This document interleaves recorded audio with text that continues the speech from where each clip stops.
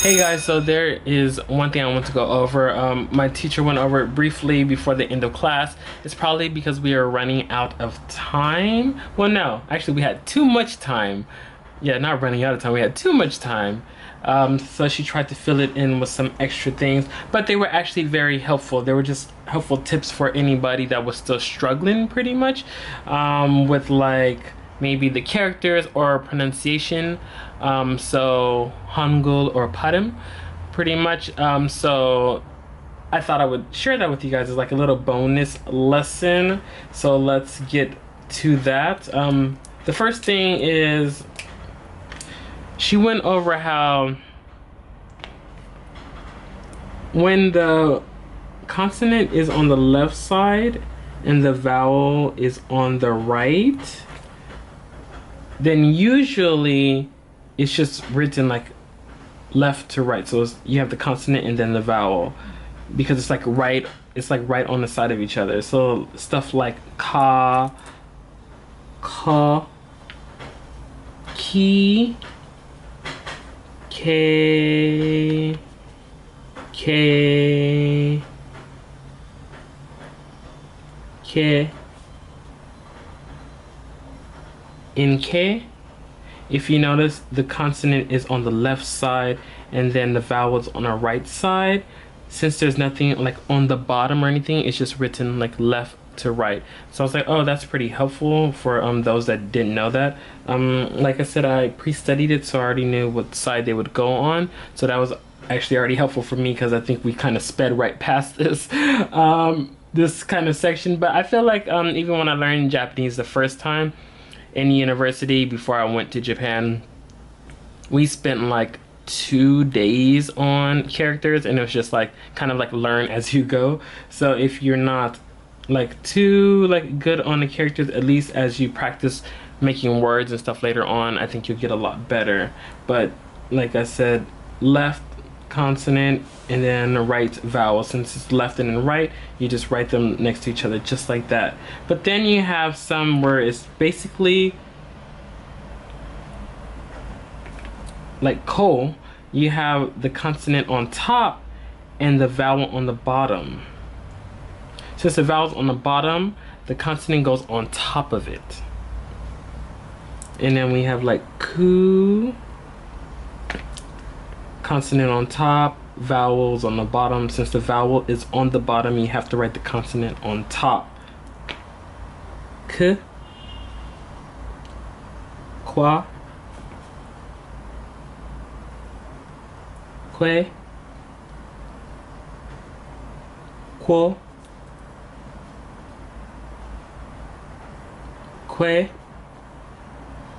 qui.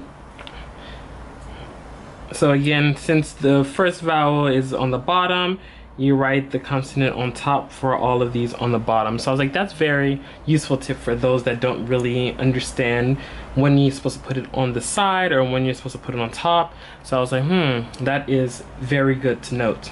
So that was your characters, your Hangul, and how to actually write it specifically. And then second, she went over like padam, like pronunciation, how to pronounce things. So if you have something like maybe television,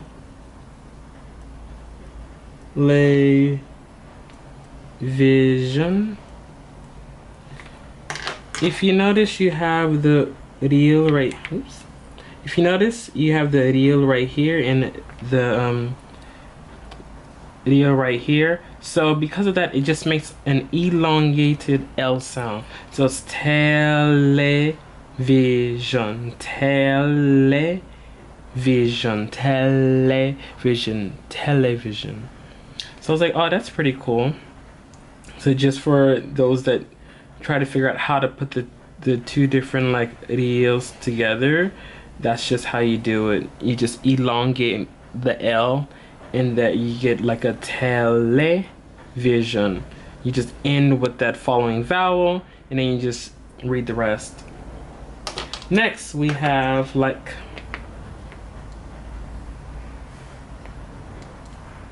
pe, qua, jum. If you notice, I said pe kwa jom, but if you read it, it'd be like pek hwa jom, pek hwa jom, but pekwa jom. That is because when you actually read it or pronounce it, you go like pe kwa jom. The hit usually makes the pachim, the following pachim, a harder sound.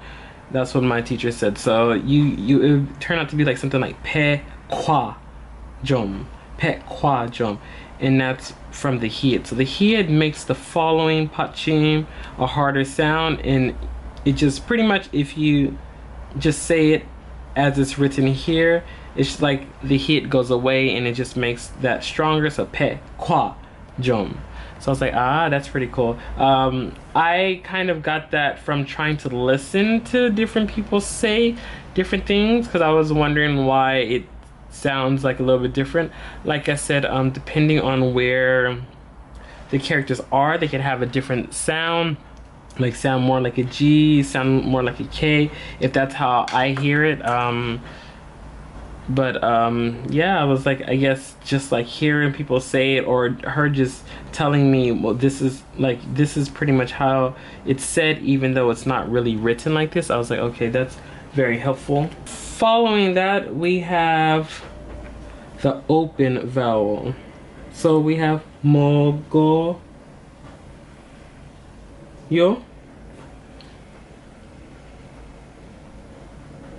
If you notice, there's an open vowel right here, the one that doesn't have a sound. Since it doesn't have a sound, the pachim just liaisons over. Same as with the one on top for pekwajom, how it liaisons over. But this one has a kind of different sound. It doesn't make it like a harder sound. It actually just gives it the same sound that it already has, but it just pretty much puts it together with the following vowel. So you have mo, go, yo, mo, go, yo, mo, go, yo. It's not written like this, but that's how it's pronounced. So I was like, okay, that's very helpful. Besides that, we have like choayo,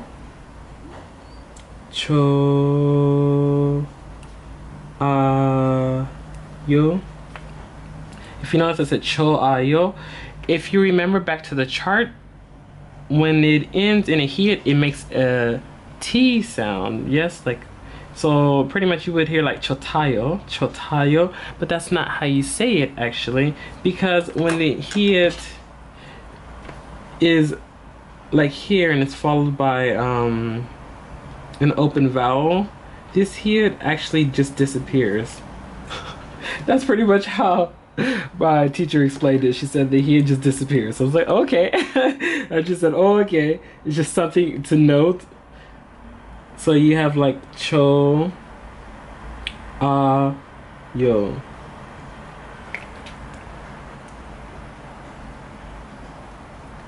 So I was like, huh, okay. So I remember the chart, I was like, huh, it says that it has like a T sound, but usually when it's followed by like I'm guessing it has to be followed by an open vowel. Once it's followed by the open vowel, then it just becomes cho, yo. And then that last he just disappears because it doesn't really have a sound like there. So something else to note.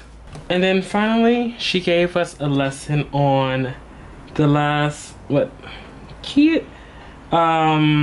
last K that you'll find there. So if you have something like, maybe let's go with ikta.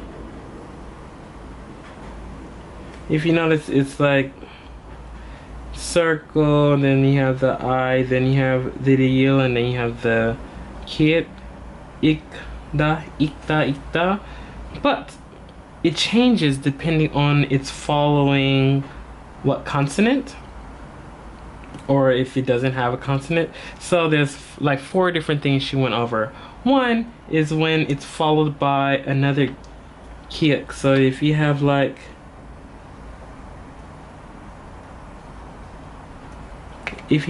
ik plus a following kick, it makes an ill sound. Ill. Like, for instance, ilki. Ilki. It's pretty much said like this. Ilki.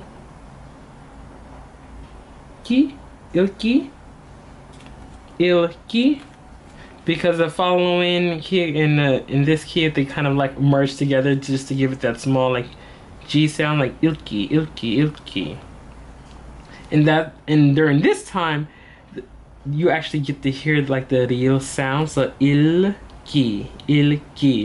So I was like, oh, okay. And then after that, she went over when it's followed by a nian.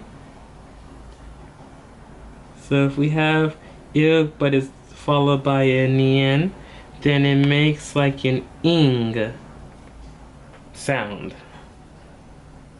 So if you have like il and you have nun,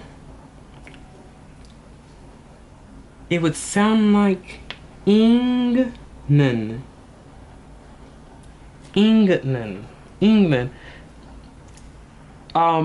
It's just something to note. I can't even really tell you why.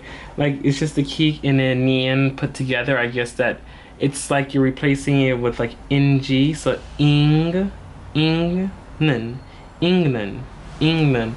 But why it makes that sound is just like, it's for the ease of pronunciation. Because I guess, like, well, I guess if you put it together like iknen, it kind of does sound like it's ingnen. Like, and it just sounds more smooth if you just were to say just ingnen. Then she had when it's followed by, when like ik is followed by like tiet, shiet, chit. That's when it makes its eek sound. Eek. So that's why in the beginning I pronounced this like ikta.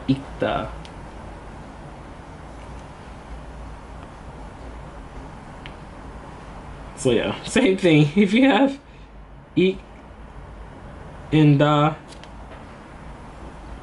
is pronounced as ik da. Ikta. And then we have one more. Well, we kind of already went over this, but like if you have ilk plus an open vowel like it becomes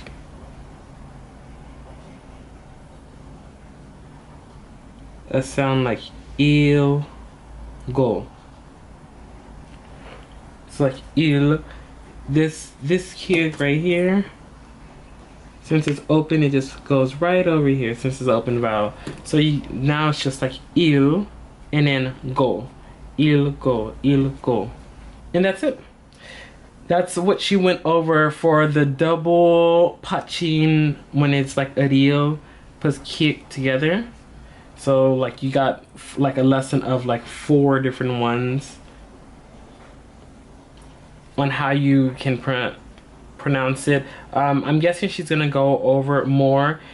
In lesson 0, we didn't really go over the double pachims. I'm guessing that's gonna come in a later date, but hopefully at least this was pretty helpful. Like I said, we had a lot of extra time and she was trying to fill it, so I guess she was trying to help us because I guess we did pronounce this one in class today, so I guess she just took that as in like, yes, I have something else to you know, teach them. So yeah, that was very helpful. But hopefully this little small bonus lesson was helpful in its own. And yeah, if there's any more questions or anything that you want to know, please leave it in the comments below, and I'll read those when I can and comment back. See you guys next time.